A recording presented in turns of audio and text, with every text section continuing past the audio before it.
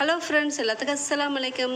இன்றைக்கி நம்ம வீடியோவில் என்ன பார்க்க போகிறோன்னு பார்த்தீங்கன்னா, நம்ம திடீர்னு எங்கேயாவது வெளியில் போகிறதா இருந்தால் நம்ம ஃபேஸ் ரொம்ப காஞ்சி ஒரு மாதிரியாக டல்லாக இருக்கும் பார்த்தீங்களா? அந்த ஃபேஸை எப்படி டக்குன்னு ரொம்ப க்ளோவிங்காக சூப்பராக ஆக்கலாங்கிறது இந்த டிப்ஸில் பார்க்கலாங்க.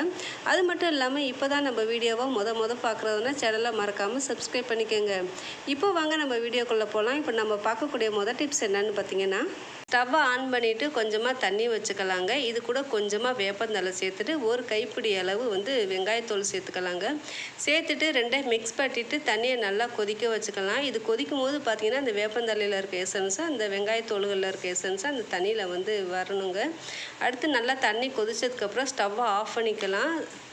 ஸ்டவ்வை ஆஃப் பண்ணிவிட்டு தண்ணியை நல்லா ஆற வச்சுக்கலாங்க. இது ஆறினதுக்கப்புறம் பார்த்திங்கன்னா இந்த வேப்பந்தலையில் இருக்க எசன்ஸும் இந்த வெங்காயத்தோலில் இருக்க எசன்ஸ் பார்த்திங்கன்னா கம்ப்ளீட்டாக இறங்கிடுச்சு. பார்த்திங்களா, தண்ணியே கலர் சேஞ்ச் ஆயிடுச்சு. இதில் சேர்த்த வேப்பந்தலையும் வெங்காயத்தோலையும் கம்ப்ளீட்டாக எடுத்துடலாங்க. எடுத்ததுக்கப்புறம் இந்த தண்ணியை நம்ம வடிகட்டி எடுத்துக்கலாம். இது கூட கொஞ்சமாக டால்கம் பவுட்ரு சேர்த்துக்கலாங்க. சேர்த்துட்டு இதை நல்லா ஒரு ஸ்பூன் போட்டு நல்லா மிக்ஸ் பண்ணிக்கலாங்க. மிக்ஸ் பண்ணும்போது பார்த்திங்கன்னா இந்த பவுட்ரு தண்ணி எல்லாம் கலந்துருச்சு. பார்த்திங்களா, இதை நம்ம என்ன செய்யலான்னு பார்த்திங்கன்னா ஒரு ஸ்ப்ரே பாட்டிலில் ஊற்றிக்கலாம். ஊற்றிட்டு நம்ம வீட்டில் பல்லி கரப்பாம்பூச்சிலாம் இருக்கும் பார்த்திங்களா, அது வராமல் இருக்கிறதுக்கு இந்த ஸ்ப்ரே நம்ம அடிச்சுக்கலாம். இந்த தண்ணியை நம்ம ஸ்ப்ரே பண்ணும்போது பார்த்திங்கன்னா கொசு, பூச்சி, அது மட்டும் இல்லாமல் ஈ தொல்லைகள்லாம் அதிகமாக இருக்கும் பார்த்திங்களா, அதெல்லாம் இந்த தண்ணியை அடிக்கும் போது நமக்கு எதுவுமே வரவே வராதுங்க. இந்த டால்கம் பவுடரும் நல்லா வாசமாக இருக்குங்க. பிடிச்சிருந்தா இதை மறக்காமல் ட்ரை பண்ணி பாருங்கள். இப்போ வாங்க அடுத்த டிப்ஸ் என்னன்னு பார்க்கலாம். நம்ம வீட்டில் வெங்காயம் அதிகமாக வாங்கி வைக்கும் போது பார்த்திங்கன்னா ஒரு சில சமயங்களில் இந்த வெங்காயம்லாம் அழுகி போயிடும். அது மட்டும் இல்லாமல் நம்ம வெளியூர் போயிட்டு பார்க்கும்போது பார்த்திங்கன்னா அது யூஸ் இல்லாமல் இருக்கனால அந்த வெங்காயம் எல்லாமே அழுகி போயிடும். அது அழுகாமல் இருக்கிறதுக்கு என்ன டிப்ஸுங்கிறத அந்த வீடியோவில் பார்க்கலாங்க. இதுக்கு நான் கொஞ்சமாக அரிசி எடுத்திருக்கேன். இந்த அரிசியை நம்ம வாங்கி வச்சுருந்த வெங்காயத்து மேலே கொஞ்சமாக தூவி விடலாங்க. இதுக்கு வெங்காயத்துக்கு பேப்பர் ஒன்று அடியில் வச்சுட்டு அதுக்கப்புறம் நீங்கள் வெங்காயம் போட்டிங்கன்னு பார்த்தீங்கன்னா அந்த வெங்காயத்தில் இருக்கக்கூடிய ஈரங்களில் இந்த பேப்பர் உறிஞ்சிக்கும். ஸோ அதனால் வெங்காயம் கெட்டு போகாமல் இருக்கும். இந்த டிப்ஸை பிடிச்சிருந்தா நீங்கள் மறக்காமல் ட்ரை பண்ணி பாருங்கள். இப்போ அடுத்த டிப்ஸ் என்னென்னு பார்க்கலாம். தக்காளி நம்ம வாங்கி வச்சுருப்போம் பார்த்திங்களா, மழை காலமாக இருந்தாலும் சரி வெயில் காலமாக இருந்தாலும் சரி ஒரு சில சமயங்களில் இந்த தக்காளியும் அழுகக்கூடும். அது அழுகாமல் இருக்க கெட்டு போகாமல் இருக்க என்ன செய்யலாம்னா தக்காளியை நல்லா வாஷ் பண்ணிக்கலாங்க. வாஷ் பண்ணிவிட்டு இந்த தக்காளி எல்லாத்தையும் நல்லா தண்ணி இல்லாமல் தொடச்சி எடுத்துக்கலாம். தொடச்சிட்டு இந்த தக்காளியோட காம்பு பகுதியில் கொஞ்சமாக நம்ம எண்ணெய் விட்டுக்கலாங்க. எந்த எண்ணெயாக இருந்தாலும் பரவாயில்ல, குக்கிங் ஆயிலாக இருந்தாலும் சரி, தேங்காய் எண்ணெயாக இருந்தாலும் சரி, ஊற்றிட்டு இந்த காம்பு பகுதியில் நல்லா நம்ம தேய்ச்சி விடுக்கலாம். இப்படி நம்ம தேய்ச்சி வைக்கும் போது பார்த்திங்கன்னா அந்த தக்காளி பழம் எப்போவுமே கெட்டே போகாதுங்க. தக்காளி எப்போ வைக்கும் போதும் சரி ஒரு பேப்பரை விரிச்சிட்டு அது மேலே நம்ம தக்காளி வச்சோன்னு பார்த்திங்கன்னா தக்காளி கெட்டு போகாது. எப்போவுமே நம்ம தக்காளி வைக்கும் போது பார்த்திங்கன்னா இந்த காம்பு பகுதியை கீழவே வைக்கக்கூடாதுங்க. அப்படி வச்சோன்னு பார்த்திங்கன்னா தக்காளி சீக்கிரமாகவே கெட்டு போயிடும். நம்ம எண்ணெய் தடவி வச்சுருக்கோம் பார்த்திங்களா, அது மேலாகவும் நம்ம தக்காளி வச்சோன்னு பார்த்திங்கன்னா தக்காளி எவ்வளோ நாளாக இருந்தாலும் கெட்டே போகாதுங்க. நம்ம ஆயில் தடவி வைக்கிறனால பார்த்திங்கன்னா 10-15 நாளைக்கு தக்காளி கெட்டு போகாமல் அப்படியே இருக்குது. பிடிச்சிருந்தா ட்ரை பண்ணி பாருங்கள். சின்னதாக ஒரு கிண்ணம் எடுத்துக்கலாம். இதில் கொஞ்சமாக ஃபேரன் லவ்லி எடுத்துக்கலாங்க. இது கூட ஒரு சொட்டு அளவு லெமன் சேர்த்துக்கலாம். ரொம்ப சேர்க்க வேணாம், ஒரு சொட்டு இருந்தாலே போதும். இது கூட இன்னொன்று என்ன சேர்க்கலான்னு பார்த்தீங்கன்னா கஸ்தூரி மஞ்சள் சேர்த்துக்கலாங்க. இதுவும் பார்த்திங்கன்னா லைட்டாக கொஞ்சமாக சேர்த்துக்கலாம். நீங்கள் எந்த அளவுக்கு பொருள் சேர்க்குறீங்களோ அந்த அளவுக்கு நீங்கள் குவான்டிட்டியை அதிகப்படுத்திக்கோங்க. இது கூட 2 சொட்டு அளவு பால் சேர்த்துக்கலாங்க. அதிகமாக சேர்த்துற வேணாம், தண்ணியாக ஆகிடும். சேர்த்துட்டு இதை நல்லா மிக்ஸ் பண்ணிவிட்டு நம்ம ஃபேஸுக்கு போடும்போது பார்த்திங்கன்னா ஃபேஸ் அவ்வளோ க்ளோவிங்காக செம்மையாக இருக்குங்க. நம்ம எங்கேயாச்சும் திடீர்னு வெளியில் போகிறதுன்னு பார்த்திங்கன்னா நம்மளால் சட்டுன்னு ஃபேஷியல் பண்ண முடியாது. அதுக்கு இந்த மாதிரி செய்யும்போது பார்த்திங்கன்னா ஃபேஸ் சூப்பராக இருக்கும்.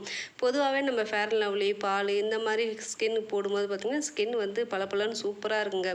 இந்த மாதிரி நம்ம ஃபேஷியல் பண்ணி போடும்போது பார்த்திங்கன்னா இன்னும் ஸ்கின் சூப்பராக இருக்குது. நான் செஞ்சுட்டு காட்டுறேன் பாருங்கள். இந்த கைக்கும் அந்த கைக்கும் பார்க்க உங்களுக்கே டிஃப்ரென்ஸ் நல்லாவே தெரியுது பாருங்கள். நம்ம இனிமேல் பார்லர் போகாமல் வீட்டிலே சூப்பராக ஃபேஷியல் பண்ணிடலாம். இப்போ வாங்க அடுத்த டிப்ஸ் என்னன்னு பார்க்கலாம். இதுக்கு நகை கடை பர்ஸ் நம்ம வீட்டில் அதிகமாக இருக்கும் பார்த்திங்களா, அந்த பர்ஸ்லேருந்து ஒன்று எடுத்துக்கிறேங்க. அடுத்து பார்த்திங்கன்னா டபுள் சைடு டேப் ஒன்று எடுத்துக்கலாம். இந்த டபுள் சைடு டேப்பை கொஞ்சமாக கட் பண்ணிவிட்டு இந்த பர்ஸில் நம்ம ஒட்டி வச்சுக்கலாம். இதுக்கு எதுக்கு செய்கிறேன்னு பார்த்திங்கன்னா நம்ம வீட்டில் ரிமோட்லாம் யூஸ் பண்ணிவிட்டு எங்கிட்டாச்சும் போட்டுருவாங்க. நம்ம அதை தேடிக்கிட்டு இருப்போம் பார்த்திங்களா, அது தேடாமல் இருக்கிறதுக்கு இந்த பர்ஸை கொண்டு சூப்பராக ஒரு டிப்ஸ் செய்யலாங்க. நம்ம டிவி பக்கத்தில் இந்த பர்ஸை நம்ம ஒட்டி விட்டுக்கலாம். டபுள் சைடு டேப் இருக்கிறதுனால நல்லா கிச்சன் ஒட்டிக்கும். ஒட்டிட்டு நம்ம ரிமோட்டை வந்து இது மேலே வச்சுட்டோன்னு பார்த்தீங்கன்னா நமக்கு டிவிக்கு ரிமோட் வந்து தொலைஞ்சு போகவே போகாதுங்க. நம்ம டிவி போடும்போது டக்குன்னு பக்கத்துலேயே நம்ம ரிமோட் எடுக்க ரொம்ப ஈஸியாக இருக்கும். இப்போ அடுத்த டிப்ஸ் என்னென்னு பார்க்கலாம். சின்னதாக ஒரு கிண்ணம் எடுத்துருக்கேங்க.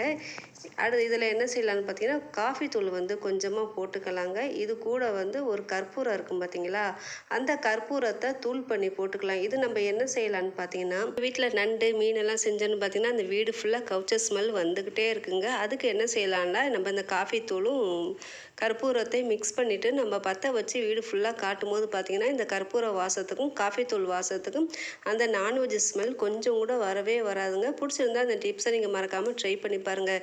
இப்போ வாங்க அடுத்த டிப்ஸ் என்னன்னு பார்க்கலாம். எடுத்துருக்கேங்க. இந்த கிண்ணத்தில் ஒயிட் பேஸ்ட் வந்து கொஞ்சமாக எடுத்துக்கலாம். இது எடுத்துகிட்டு இதில் என்ன செய்யலான்னு பார்த்தீங்கன்னா பேக்கிங் சோடா இருக்கும் பார்த்தீங்களா, அது வந்து ஒரு ஸ்பூன் சேர்த்துட்டு கொஞ்சமாக லெமன் சாறு சேர்த்துக்கலாங்க. சேர்த்துட்டு இதை எல்லாத்தையும் மிக்ஸ் பண்ணிவிட்டு நம்ம என்ன செய்யலான்னு பார்த்தீங்கன்னா நமக்கு பூச்சிப்பல் வந்து அதிகமாக வலிக்கும் இல்லையா, பூச்சிப்பல்லாக இருந்தாலும் சரி காரப்பல்லாக இருந்தாலும் சரி நமக்கு வந்து வலி கொஞ்சம் அதிகமாக இருக்கும். அதுக்கு என்ன செய்யலான்னு பார்த்தீங்கன்னா இந்த பேஸ்ட்டை நம்ம பல்லு விளக்கிட்டு அதை அந்த பூச்சிப்பல்லுக்கிட்ட நம்ம வச்சு தேய்க்கும் போது பார்த்தீங்கன்னா இந்த பல்லில் வந்து வலி இருக்கவே இருக்காதுங்க. அது மட்டும் இல்லாமல் நம்ம காரப்பல்லை வச்சு தேய்க்கும் போது பார்த்தீங்கன்னா காரப்பல்லு ரொம்பவுமே பளிச்சுன்னு இருக்கும். பிடிச்சிருந்தா இந்த டிப்ஸை நீங்கள் மறக்காமல் ட்ரை பண்ணி பாருங்கள். இப்போ வாங்க நம்ம அடுத்த டிப்ஸ் என்னன்னு பார்க்கலாம்.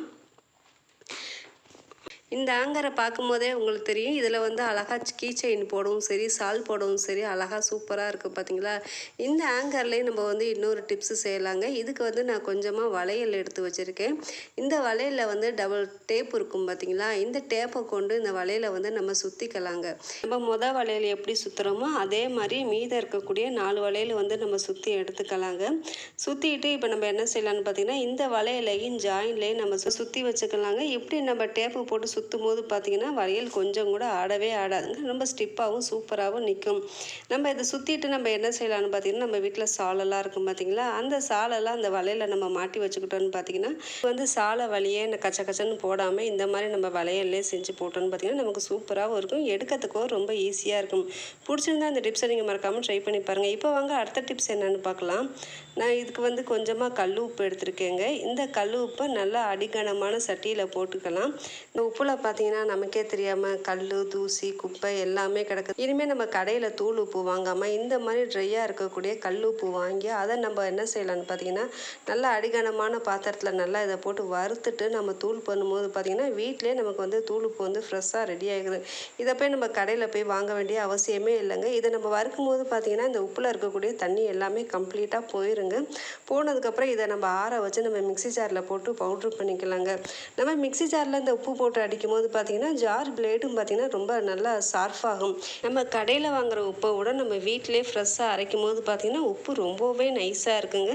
கடையில் கூட இந்த அளவுக்கு நைஸாக இருக்குமான்னு தெரியல. நம்ம வீட்டில் அரைக்கும் போது பார்த்தீங்கன்னா ரொம்பவுமே நல்லா நைஸாக மாவு மாட்டம் இருக்குது.